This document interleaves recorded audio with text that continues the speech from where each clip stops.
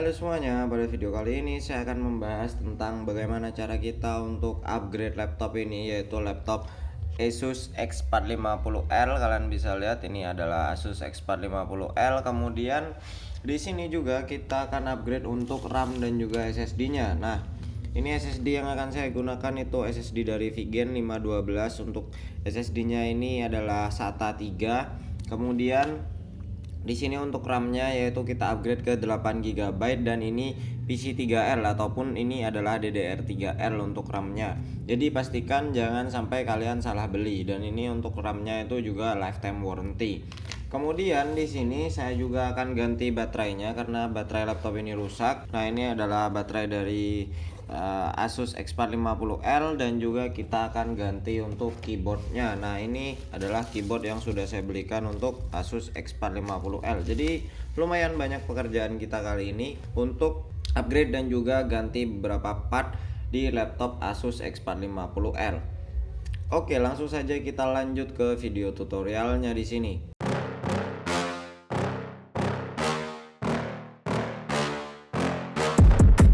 Nah, di sini saya akan pertama ini bongkar aja langsung. Jadi kita bisa tutup jika kalian sudah shutdown karena ini memang laptopnya tidak bisa hidup tanpa baterai. Oke, kita balik langsung. Ini di sini juga ada beberapa part yang memang sudah tidak ada untuk bautnya. Ini bautnya memang sudah hilang.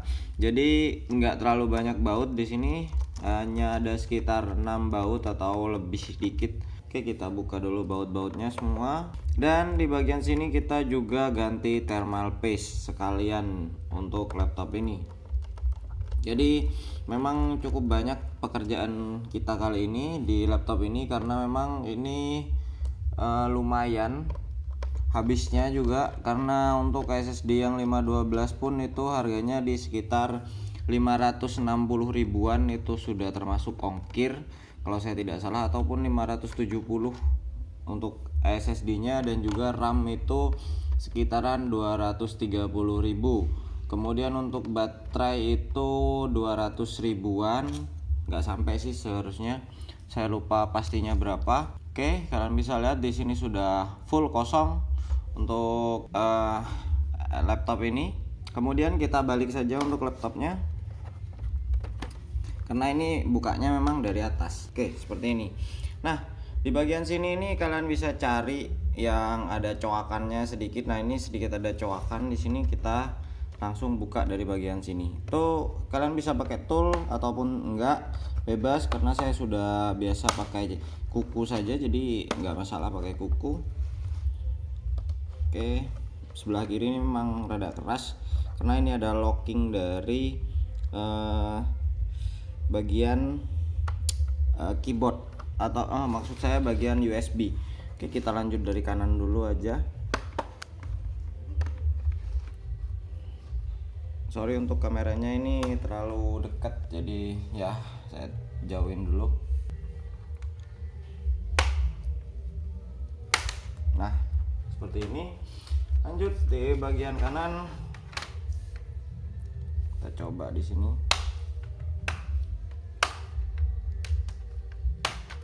Oke, semuanya sudah terbuka, gampang sekali untuk bukanya.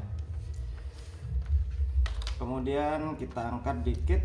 Nah, tuh kalian bisa lihat, apakah kelihatan? Nah, ini ada kabel fleksibel untuk touchpad dan juga keyboard. Jadi kalian buka dua-duanya, fleksibelnya. Kemudian keyboard juga kalian buka untuk fleksibelnya.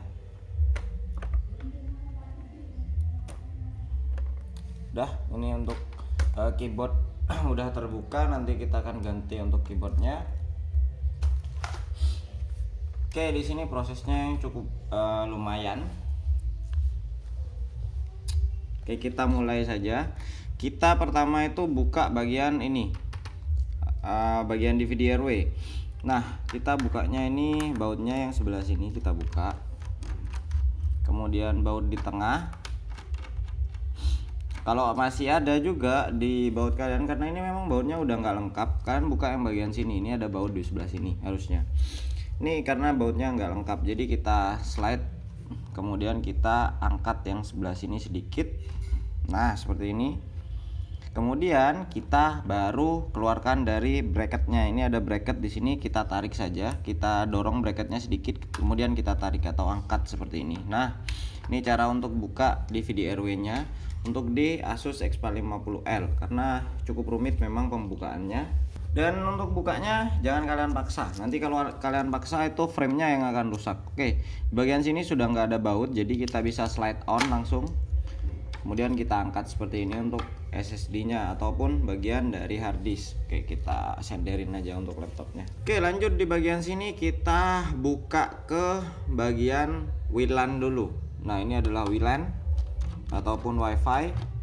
Oke, kita buka WiFi-nya seperti ini. Kemudian kita slide on. Dah, meskipun masih di sini nggak masalah. Kemudian ada beberapa soket yang perlu kalian buka. Di sini satu itu soket fan. Nah, ini kalian buka dulu soket fan. Kemudian lanjut di sini ada soket audio. Ini soket audionya juga kalian buka. Ini masih ada cover dari plastik di atasnya, jadi nggak ada masalah. Kemudian satu lagi yaitu soket dari LCD ataupun layar. Jadi kalian buka dulu soketnya seperti ini. Nah, setelah semua soket terbuka, kita buka baut-bautnya. Nah, ini ada baut sekitaran 3 atau 4. Oke, ini satu kita buka dulu. Kemudian 2 di sebelah sini. Kemudian lanjut di sini ada 3, 4, 5. Nah, mungkin video ini akan sedikit lebih lama dari biasanya karena memang banyak sekali yang kita ganti pada proses kali ini. Oke, kalian bisa angkat motherboardnya. Nah, angkat motherboardnya juga dari sebelah sini juga karena ini sudah masih masuk ke soket baterai ya. Nah, seperti ini. Baru kalian angkat motherboardnya. Ini sudah kosong plong, nggak ada apa-apa. Kemudian untuk fan, nah ini fannya kita harus bersihkan juga nanti. Dan jangan lupa untuk baterai karena baterai ini kan kita ganti. Jadi kita langsung buka saja untuk baterainya. Kalian congkel aja karena ini ada lemnya. Bebas kalian nyongkelnya pakai apa, terserah kalian.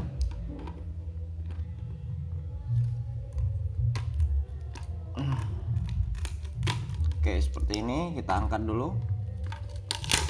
Nah, ini baterainya udah bisa kita buka. Kemudian lanjut kita langsung pasang baterai baru. Ini baterai barunya.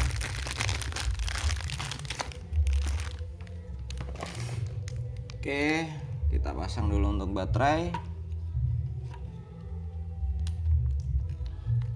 Oke, baterainya ngepas ya. Untuk ini posisinya. Kemudian selanjutnya sebenarnya kita perlu bersihkan ini dulu. Ini adalah kipasnya. Dan cara untuk bersihkan kipas itu kalian harus rusak dulu bagian ininya. Nanti kalian solasi aja. Karena ini kalian bisa lihat ini cukup kotor. Ini harus kita rusak dulu.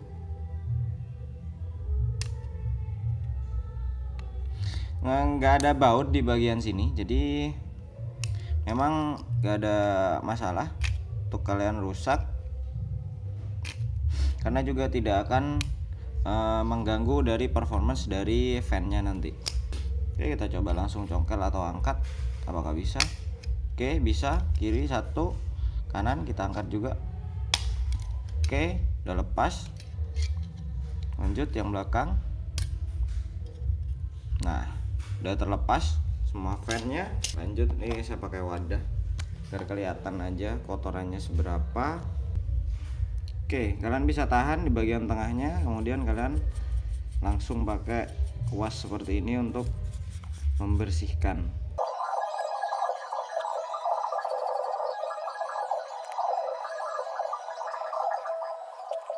Oke, bagian kipas sudah selesai. Oke, lanjut saya sudah siapkan solasi yang hitam seperti ini. Dan kita pasang lagi untuk cover dari fan-nya.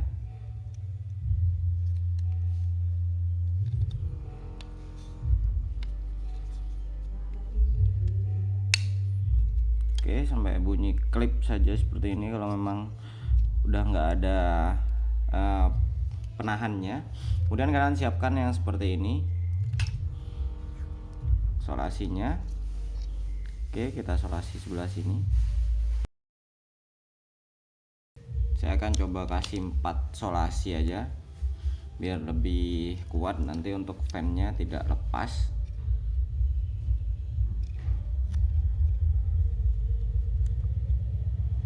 Tapi jangan sampai solasinya ini mengganggu ke lubang fan.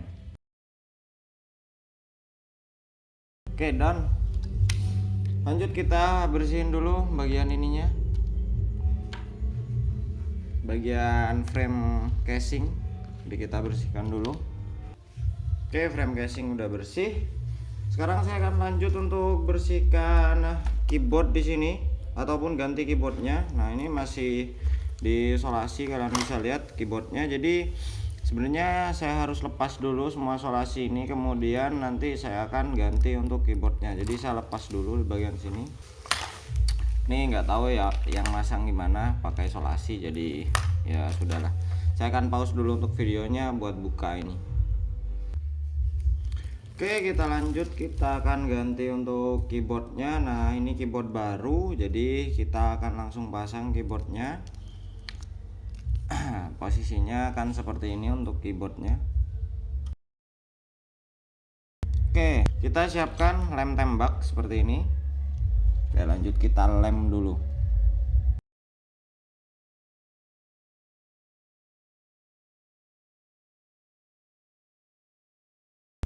Oke, kalian bisa lihat ini proses penggantian keyboard sudah selesai. Dan seperti ini hasilnya. Nantinya dari depan seperti ini, jadi nggak terlalu nyelam dah bagian tengahnya, lumayan enak masih untuk dipencet.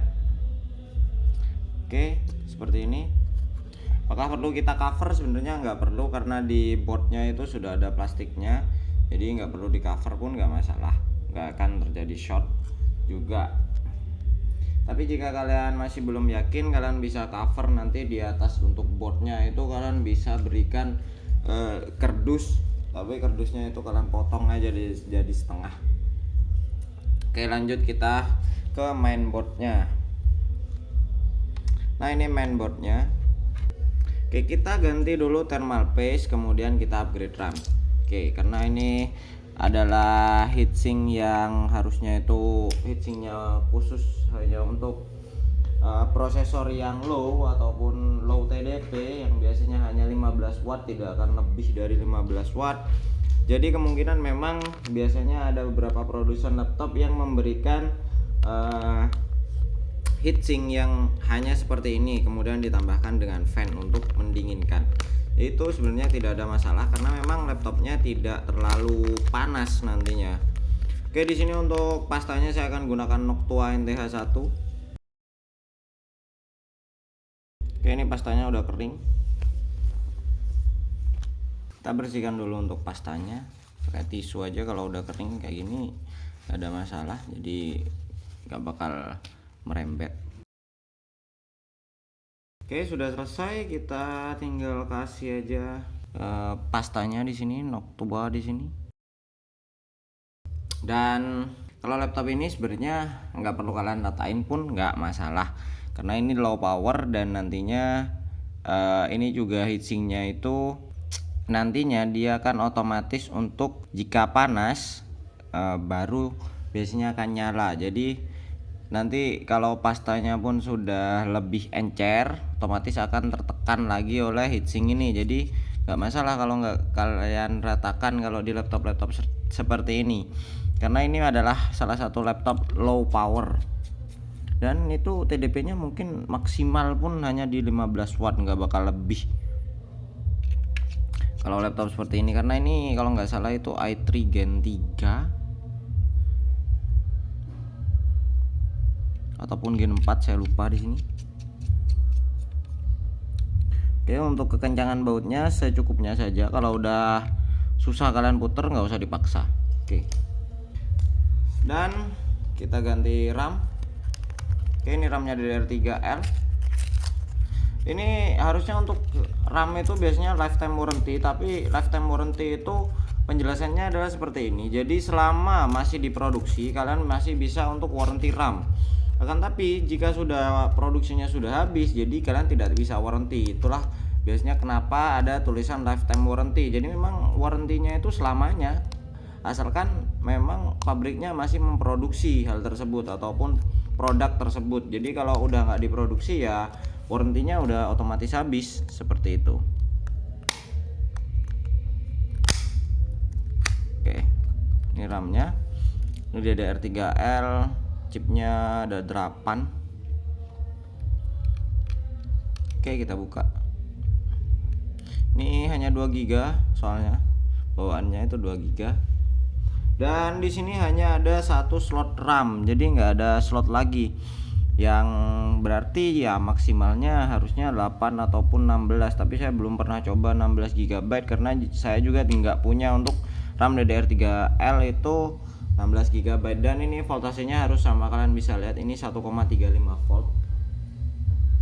Dan kalau di DDR3 itu 1,35 volt itu adalah DDR3L, bukan DDR3 biasa. Kalau DDR3 biasa itu speed ataupun voltasenya itu 1,4 volt. Oke, seperti ini. Lanjut kita pasang lagi ke case-nya. Pasang lagi.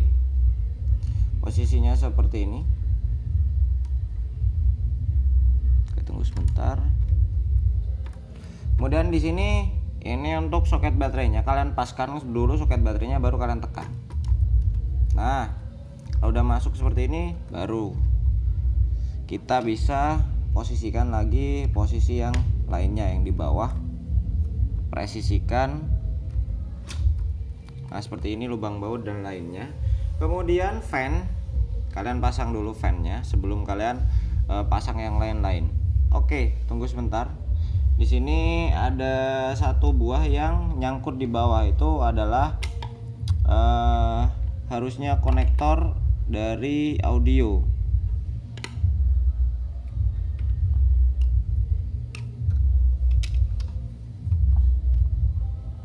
Oke, untungnya bisa kita angkat dengan baterainya.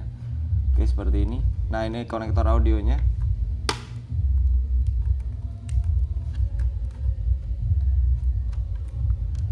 Oke, kemudian kita pasang dulu fan-nya.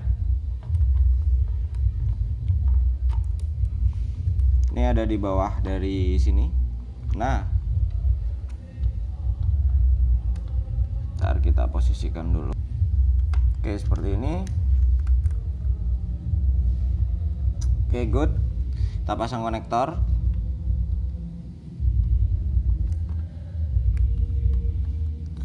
Fan, kemudian audio. Lanjut di sini kita pasang untuk soket dari LCD.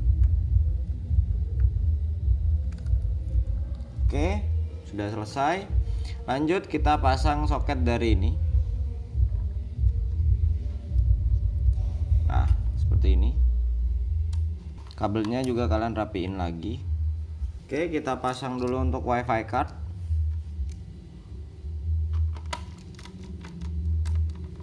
Nah, baut WiFi card ini ikut dengan baut dari fan. Oke, lanjut kita pasang seperti ini. Nah, kemudian yang bagian atas kalian tarik sedikit agar dia bisa masuk. Oke, kalau nggak bisa masuk kalian mundurin. Karena memang cukup tricky masang yang di sini. Kalau kalian pasang seperti ini terlebih dahulu, yang bawah nggak masuk. Nah, kalian bisa lihat. Jadi kita harus pasang di sini dulu. Kemudian yang di atas kita bisa angkat seperti ini. Kita congkel dikit aja. Nah, ini cukup tricky untuk masang hard drive bay-nya ataupun maksud saya itu adalah DVD RW-nya. Lanjut kita pasang semua bautnya. Yang ini sisakan jangan dipasang dulu karena itu untuk HDD-nya nanti.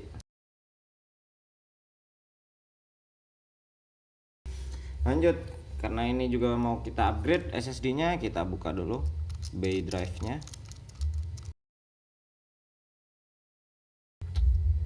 Oke, ini kita buka, kita ganti ke VGame.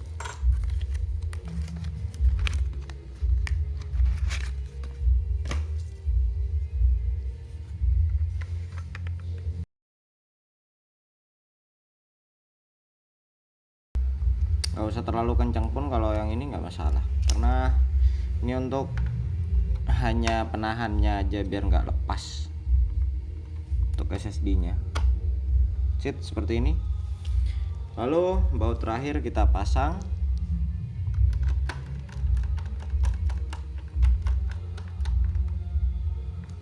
Oke, dan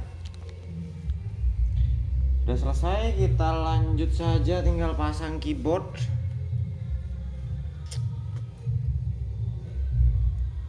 Oke, kita posisikan dulu. Keyboardnya harusnya seperti ini posisinya.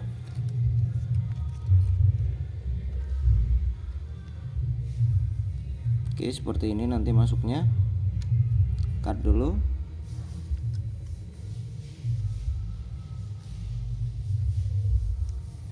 Keyboard baru biasa emang masih fleksibelnya masih bagus, belum ketekuk-tekuk.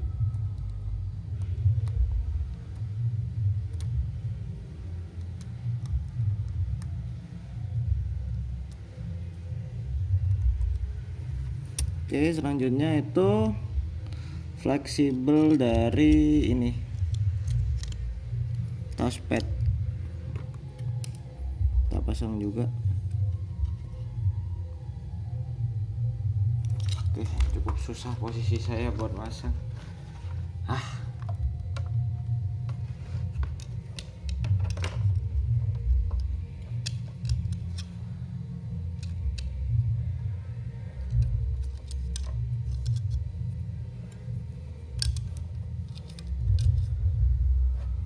Karena ini sebenarnya kabelnya terlalu pendek menurut saya.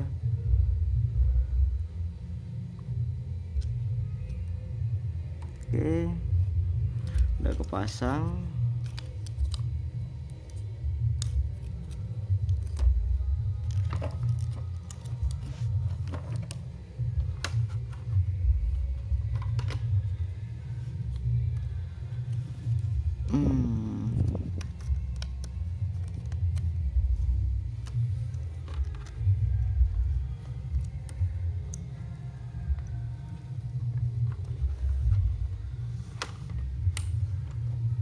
Oke, saran saya jangan kalian baut dulu. Jika seperti ini jangan dibaut dulu. Jadi kalian klipkan saja semuanya dulu terlebih dahulu. Kalian klipkan dulu, tapi jangan dibaut. Kenapa? Takutnya ada problem nantinya, entah itu keyboard nggak terdetek ataupun yang lainnya. Nah, itu kalian bongkar lagi tanpa bongkar baut lagi. Jadi lebih gampang untuk kalian nanti maintenance-nya. Oke. Udah klip semua, kita coba turn on laptopnya. Oke, itu bisa nyala, kalian bisa lihat. Oke, udah masuk. Kita coba masuk F2. Nah, that's it. Kalian bisa lihat lagi di sini. Oh, ini hampir 40 menit. Kalian bisa lihat ini udah 8 untuk RAM-nya, kemudian di sini saya geser. Saya coba lihat untuk informasi dari storage. Apakah ada? Ke SATA configuration. Nah, kalian bisa lihat di sini ada VGen 512 GB AHCI model. Nah, itu berarti semuanya sudah terdetek dengan baik dan benar, dan keyboard juga baterainya juga sudah berfungsi karena sebelumnya ini nggak bisa dinyalakan dengan pakai baterai. Oke, mungkin cukup sekian dari saya bagaimana cara kita untuk upgrade SSD, upgrade RAM, kemudian ganti keyboard dan juga ganti baterai dan juga ganti thermal paste juga sekalian di laptop X450L. Jika ada yang ingin kalian tanyakan langsung saja tulis di kolom komentar di bawah. I hope you enjoy it. Thanks for watching and enjoy your day. See you next time.